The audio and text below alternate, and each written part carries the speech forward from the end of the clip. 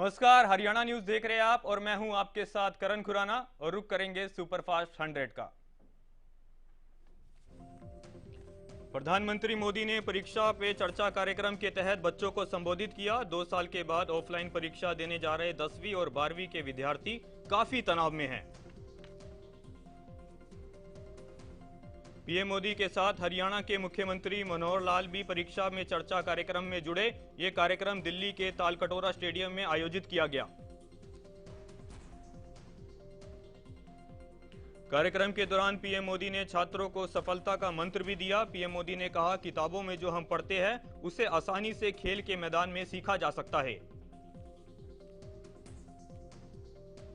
PM Modi ने छात्रों को कहा कि मोटिवेशन का कोई फॉर्मूला नहीं है, आप खुद के विषय में एनालिसिस की जरूरत है, किसी का सहारा या सहानुभूति लेने की कोशिश ना करें। पीएम मोदी ने ऑनलाइन एजुकेशन पर छात्रों और शिक्षकों दोनों से सवाल पूछे। उन्होंने कहा कि ऑनलाइन शिक्षा चुनौतीपूर्ण है, इसमें कैसे सुधार लाया जाए।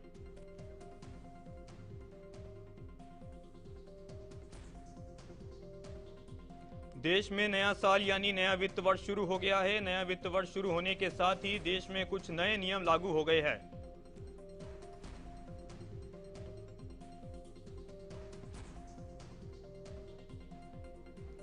नए वित्त वर्ष के पहले ही दिन महंगाई का बड़ा झटका लगा है। दरअसल एलपीजी सिलेंडर की कीमत में 250 रुपए की बढ़ोतरी की गई है। ये बढ़ोतरी 19 किलो के कमर्शियल सिलेंडर में की गई है। कमर्शियल सिलेंडर में हुई इस बढ़ोतरी के बाद दिल्ली में अब 19 किलो का एलपीजी सिलेंडर 2253 रुपए का हो गया है। हालांकि घरेलू रसोई गैस की कीमत में कोई बदलाव नहीं किया गया है। कमर्शियल सिलेंडर के दाम बढ़ने से होटल में खाना खाना और महंगा हो जाएगा। इसके अलावा इसका असर अन्य चीजों के उत्पादन पर भी पड़ेगा।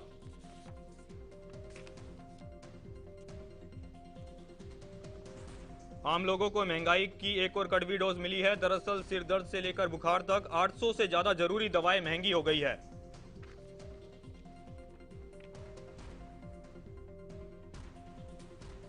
सरकार ने 800 दवाइयों की कीमत 10.7% तक बढ़ाने का फैसला किया है। इसमें national list of essential medicine में आने वाली दवाइयां शामिल है।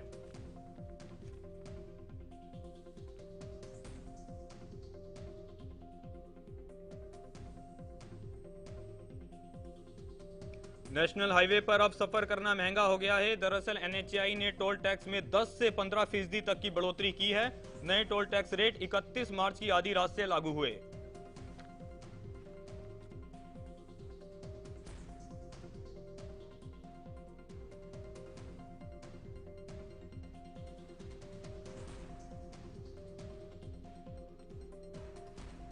छोटे वाहनों के लिए 10 से 15 रुपए जबकि कमर्शियल वाहनों के लिए 65 रुपए की बढ़ोतरी की गई है। यानी अब हाईवे पर सफर करने के लिए आपको ज्यादा जेब ढीली करनी पड़ेगी।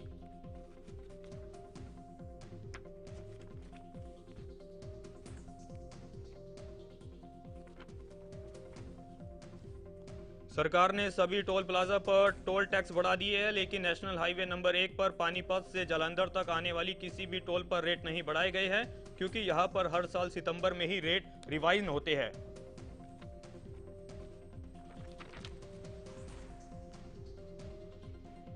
NH1 पर आने वाले जालंधर से पानीपत तक लगभग 4 टोल प्लाजा है जहां पर टोल टैक्स नहीं बढ़े, जिससे इस रूट पर सफर करने वाले लोगों के लिए अभी राहत की बात है।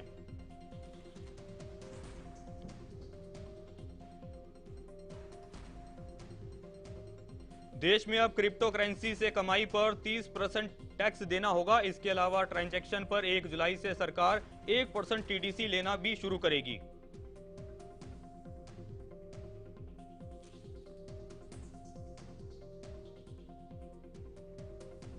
देश में अब पैन और आधार कार्ड लिंक करवाना जरूरी हो गया है। अगर किसी व्यक्ति ने पैन और आधार कार्ड लिंक नहीं किया तो उनका पैन कार्ड इनएक्टिव हो जाएगा।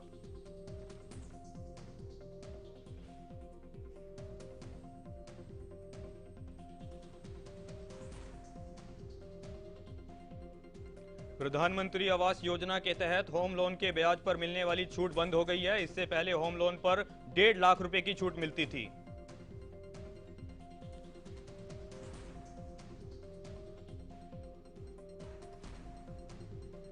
हरियाणा में लोगों को अब एक और झटका लगा है। दरअसल 1 अप्रैल से बिजली की नई दरें लागू हो गई है, यानी अब बिजली खर्च पर ज्यादा बिल भरना होगा।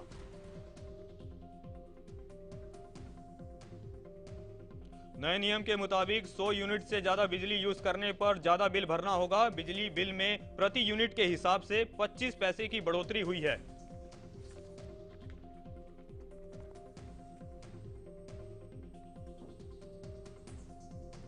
जम्मू कश्मीर के शोपियां में सुरक्षा बलों को बड़ी सफलता मिली है। दरअसल देर रात आतंकी और सुरक्षा बलों के बीच मुठभेड़ में एक आतंकी ढेर कर दिया गया।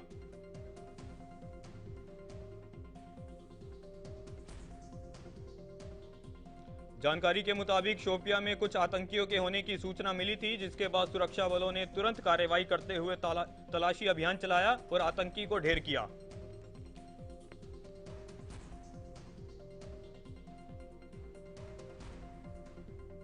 रूस और यूक्रेन के बीच युद्ध 37वें दिन भी जारी है। अभी तक यूक्रेन पर रूसी सैनिकों के हमले में कोई कमी नहीं आई है। हालांकि रूस ने ऐलान किया है कि वो यूक्रेन के 2 शहरों में हमले नहीं करेगा।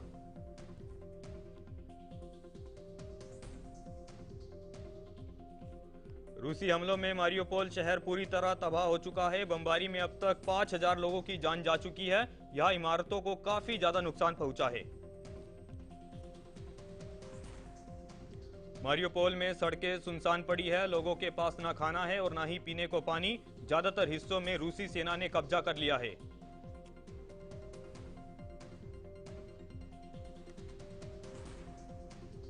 यूक्रेन की डिफेंस मिनिस्ट्री के मुताबिक अब तक रूसी सेना ने 1370 मिसाइलें दागी है और यूक्रेन के 15 हवाई अड्डों को तबाह कर दिया है।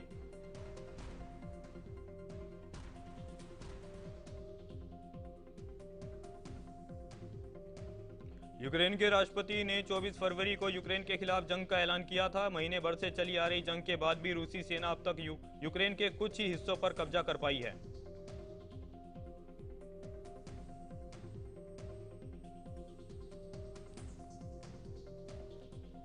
देश में कोरोना के मामलों में गिरावट का लगातार सिलसिला जारी है। पिछले 24 घंटे में कोरोना वायरस के 1225 नए केस सामने आए हैं। कोरोना संक्रमण से बीते दिन 28 लोगों की मौत हुई है, जबकि 1594 लोग ठीक भी हुए हैं।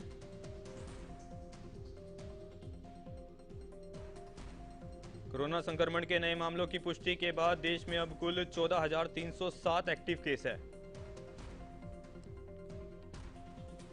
हरियाणा में कोरोना वायरस के मामलों में गिरावट का सिलसिला जारी है। बीते 24 घंटे में ही कोरोना के 55 नए मरीजों की पहचान हुई है।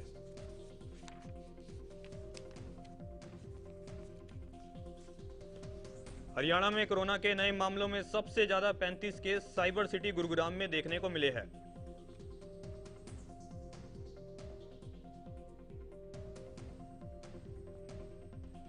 पिछले 24 घंटे में 42 कोरोना मरीज रिकवर होकर घर भी लौटे हैं। बीते एक दिन में 32,000 से ज्यादा लोगों को कोरोना वैक्सीन की पहली और दूसरी डोज लगाई गई।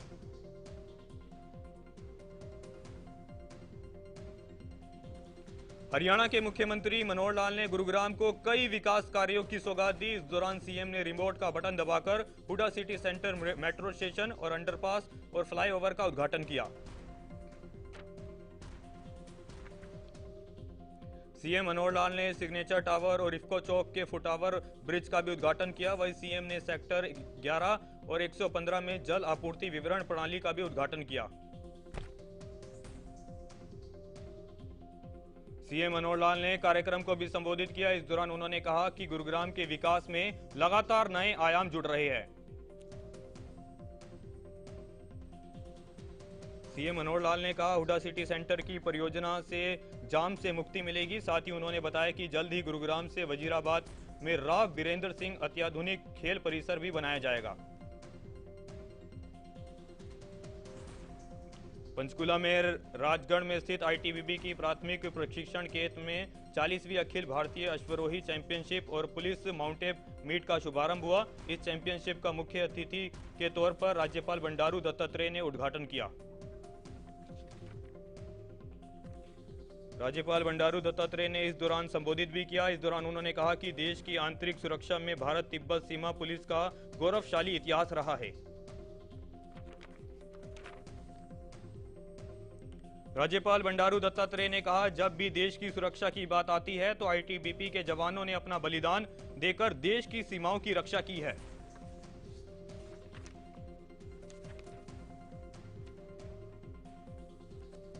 बारह दिन तक चलने वाली अखिल भारतीय अश्वरोही चैंपियनशिप में 18 टीमों में 100 से ज्यादा प्रतियोगी और घुड़सवार हिस्सा ले रहे हैं। बता दें, ये चैंपियनशिप 11 अप्रैल तक चलेगी। आईटीबीपी के लगभग 300 घोड़े भी इस प्रतियोगिता में शामिल है। कोरोना के कारण 2 साल से ये प्रतियोगिता आयोजित नहीं हो पाई थी।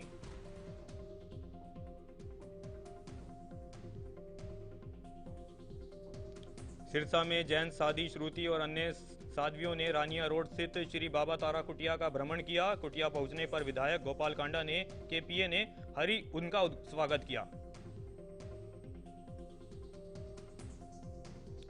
जैन साध्वियों ने बताया, उन्होंने महान संत श्री बाबा तारा जी के बारे में काफी कुछ सुना है और वह बाबा तारा कुटिया का भ्रमण करना चाहते हैं।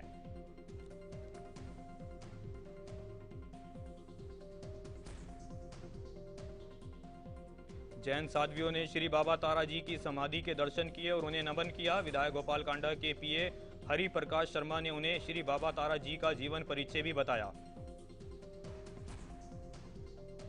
हरि प्रकाश ने बताया कि श्री बाबा तारा जी गोपाल कांडा और गोविंद कांडा के गुरु है और गुरु स्थान पर श्री गोपाल कांडा बंधुओं ने विशाल कुटिया का निर्माण करवाया है।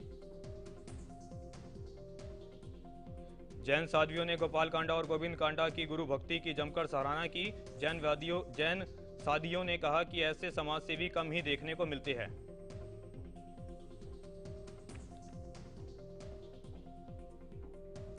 हरियाणा की मंडी में गेहूं की सरकारी खरीद शुरू हो गई है। वहीं गेहूं की खरीद को लेकर सभी तरह की तैयारियां की गई है। हरियाणा में इस बार 410 मंडियों में गेहूं की खरीद हो रही है। मंडियों में किसान के लिए पीने के पानी और गेहूं रखरखाव समेत तमाम व्यवस्था की गई है।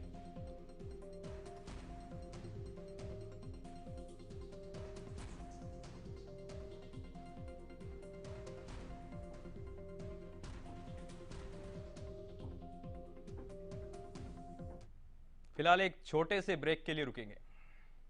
टू द पॉइंट में प्रतिमा दत्ता के साथ शनिवार और रविवार रात 8 बजे सिर्फ हरियाणा न्यूज पर।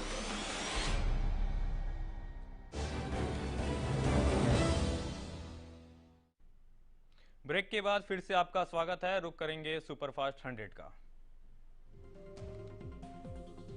बल्लभगढ़ की अनाज मंडी में भी किसानों ने फसल की खरीद शुरू हो गई है। इसको लेकर एसडीएम त्रिलोक चंद्र ने अधिकारियों के साथ बैठक कर उन्हें दिशा निर्देश दिए। एसडीएम त्रिलोक चंद्र ने कहा कि किसानों को किसी तरह की कोई परेशानी नहीं होने दी जाएगी। मंडी में किसानों के लिए पूरी व्यवस्था की गई है। बहादुरगढ़ की अनाज मंडी में सिर्फ 2 किसान अपनी फसल लेकर पहुंचे। इस दौरान ऑनलाइन गेट पास काटने की खामी देखने को मिली।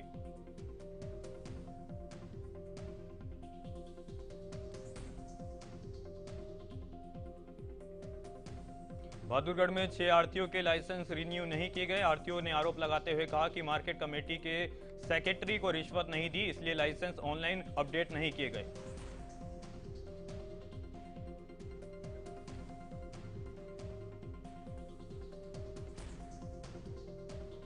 सोनीपत की अनाज मंडी में पहले दिन बहुत कम किसान अपना गेहूं लेकर पहुंचे। मंडी में पहुंचे किसानों ने उम्मीद जताई है कि उन्हें गेहूं की फसल का अच्छा रेट मिलेगा।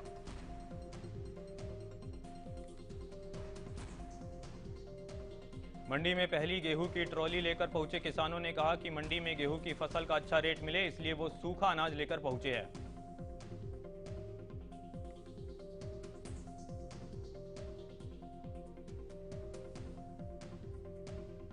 अंबाला अनाज मंडी में गेहूं की खरीद को लेकर पूरी तैयारियां कर ली गई है, लेकिन पहले दिन कोई भी किसान मंडी में गेहूं लेकर नहीं पहुंचा।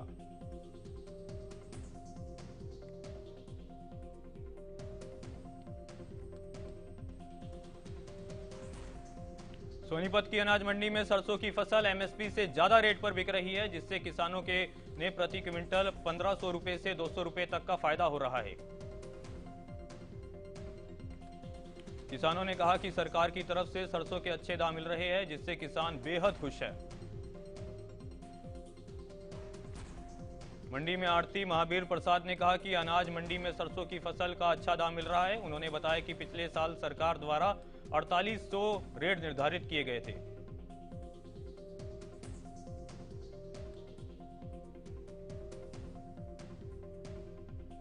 बल्लभगढ़ की अनाज मंडी में इस बार सरसों का समर्थक मूल्य सरकार द्वारा 5050 रुपए निर्धारित किया गया है, लेकिन निजी व्यापारी सरसों को करीब 6500 रुपए में खरीद रहे हैं।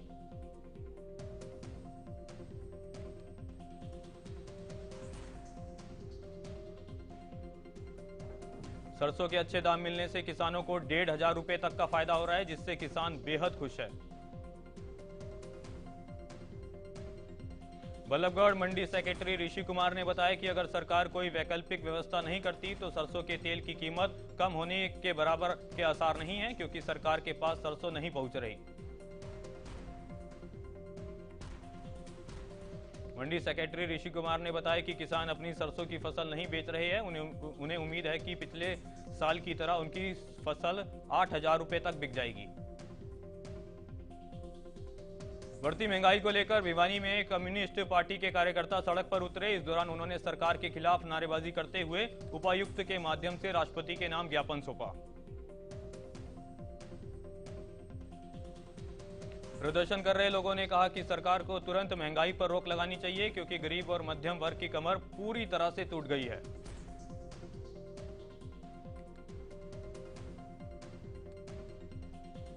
झज्जर के गांव मुंडाखेड़ा में एक स्कूल की जर्जर हालत से गांव के लोगों ने डर का माहौल बना हुआ है। बता दें कि स्कूल में 4 गांव के बच्चे पढ़ने आते हैं।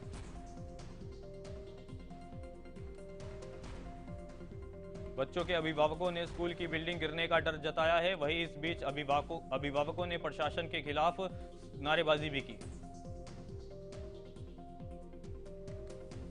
कैथल में एक बच्चे ने 112 डायल नंबर पर अपनी मां की जान बचाई, जिसके चलते पुलिस अधीक्षक ने बच्चे को सम्मानित किया।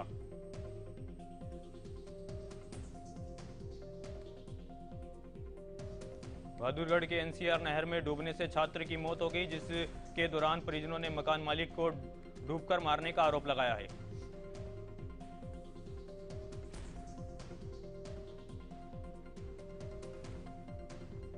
सोनीपत पुलिस लाइन में एक डीएवी स्कूल में प्रिंसिपल के घोटाले की पोल खुलनी शुरू हो गई है। दरअसल अभिभावकों ने आरोप लगाया कि प्रिंसिपल ने 4th क्लास कर्मचारी की भर्ती में घपला कर काली कमाई की है।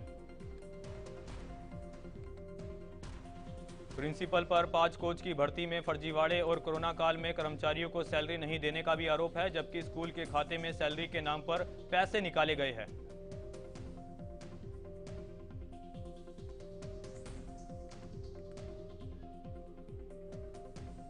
अभिभावकों ने ऑडिट रिपोर्ट के साथ मामले की शिकायत आईजी और एसएसपी को सौंप दी है। अभिभावकों का आरोप है कि घपलेबाजी का ये खेल 2019 से चल रहा है। फरीदाबाद की ग्रीनफील्ड कॉलोनी में बिल्डर के परिवार पर बदमाशों ने हमला कर दिया। इस हमले में बदमाशों ने बिल्डर और उसकी पति पत्नी बच्चे समेत 4 लोगों पर लाठी डंडों से पीटकर लहूलुहान कर दिया। बिल्डर रवि गुप्ता को बदमाशों ने लाठी डंडों से जमकर पीटा। पीड़ित पक्ष ने बताया कि गोदाम में बिजली का सामान रखने के दौरान उनकी बहस हुई और बदमाशों ने हमला कर दिया। मामले का सीसीटीवी वीडियो भी सामने आया है, जिसके आधार पर स्थानीय पुलिस ने जांच शुरू कर दी है। फिलहाल किसी पक्ष पर मामला दर्ज नहीं किया गया है।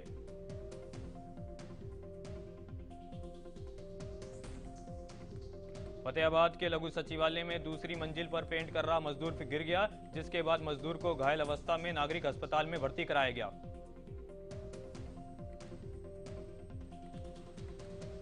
सिरसा में परिवहन पहचान पत्र की साइट हैक करके 880 लोगों के नाम डिलीट करने का मामला सामने आया है। वहीं एक व्यक्ति की डिटेल बदल दी गई है।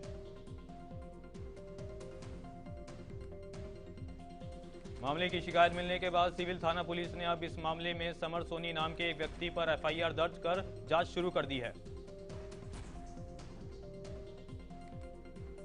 सिरसा के एसपी डॉक्टर अर्पित जैन ने बताया कि इस मामले में अगर किसी भी एससीएस सेंटर वाले या आम पब्लिक के लोग शामिल पाए गए तो उनके खिलाफ कड़ी कार्रवाई की जाएगी।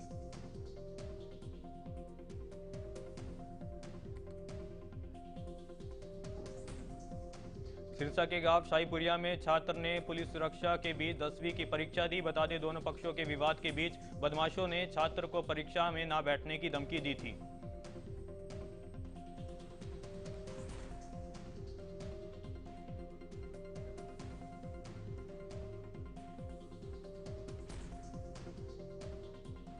पुलिसकर्मी पीड़ित छात्र को घर से गाड़ी से लेकर परीक्षा केंद्र पर पहुंचे और परीक्षा समाप्त होने तक स्कूल में ही पुलिस तैनात रही।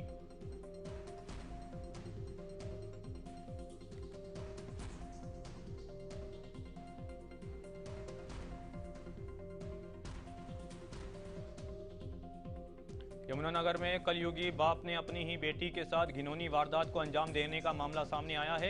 हैवान पिता ने अपनी 16 साल की नाबालिग बेटी के साथ दुष्कर्म की वारदात को अंजाम दिया। कलयुगी बाप ने नाबालिग बेटी के साथ दुष्कर्म करने के बाद उसे जान से मारने की धमकी भी दी और अपनी 14 साल की छोटी बेटी के साथ छेड़छाड़ और गलत हरकत करने की कोशिश की।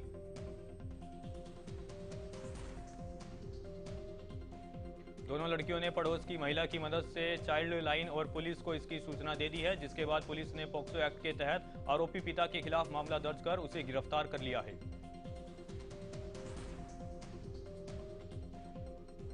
गुरुग्राम के मनोहर नगर में एक घर में अचानक आग लग गई। भीषण आग के कारण बुरी तरह से झुलसने और दम घुटने से 45 वर्षीय संजय की मौत हो गई।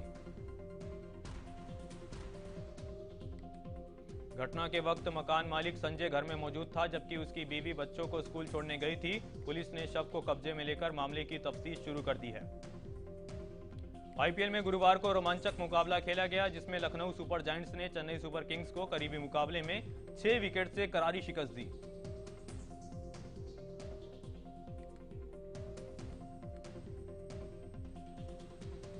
मैच के बाद पूर्व कप्तान महेंद्र सिंह धोनी और लखनऊ टीम के मेंटोर गौतम गंभीर एक साथ मिले और काफी देर तक बात की, जिसकी तस्वीरें मैदान पर लगे सीसीटीवी कैमरे में कैद हो गई।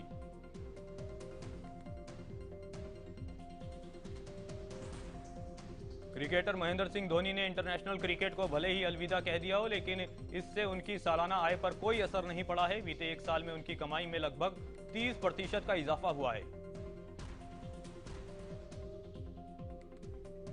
इंग्लैंड के ऑलराउंडर सैम करन ने कहा कि वो आईपीएल में इस सत्र में नहीं खेल पाने से निराश है, लेकिन उन्हें लगता है कि नीलामी से हटने से उनका फैसला ठीक था।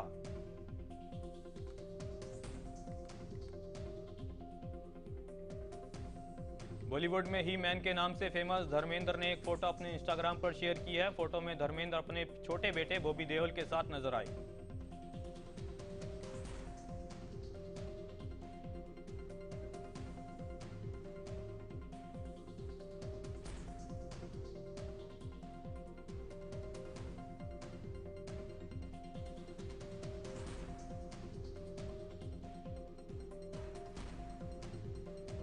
बॉलीवुड एक्टर जैकी श्रॉफ पुणे में अपने कर्मचारी के घर उसके पिता की मौत पर शोक जताने पहुंचे, जिसकी फोटो सोशल मीडिया पर काफी ज्यादा वायरल हो रही है।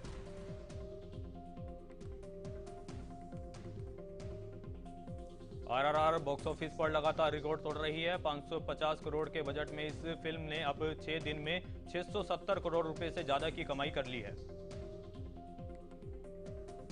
शिल्पा शेट्टी की अपकमिंग फिल्म निकम्मा की रिलीज डेट अनाउंस हो गई है। ये फिल्म 17 जून 2022 को सिनेमाघरों में रिलीज होगी।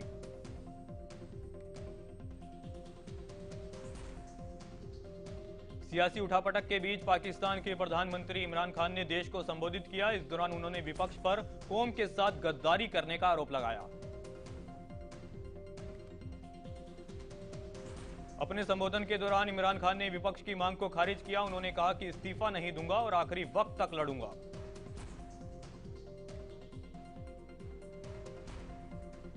विपक्ष की घेराबंदी को इमरान खान ने अमेरिका की साजिश बताया। इमरान खान ने कहा कि उनके रूस जाने के फैसले से बाइडेन नाराज है।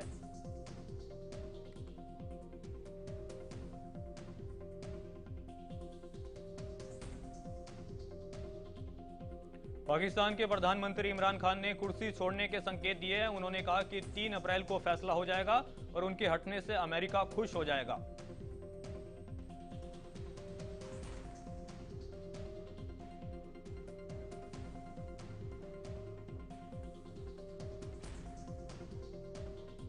श्रीलंका अपने अब तक के सबसे बड़े आर्थिक संकट का सामना कर रहा है। हालात इतने बिगड़ गए हैं कि चावल 500 रुपए किलो और दूध का पाउडर 700 रुपए से भी ज्यादा का मिल रहा है।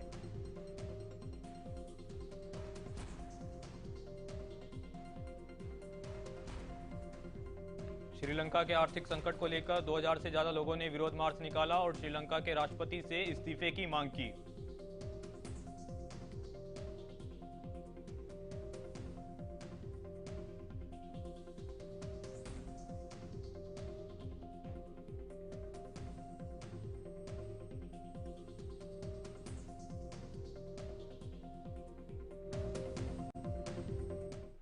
सुपरफास्ट 100 में फिलहाल के लिए इतना ही। देखते रहे हरियाणा न्यूज।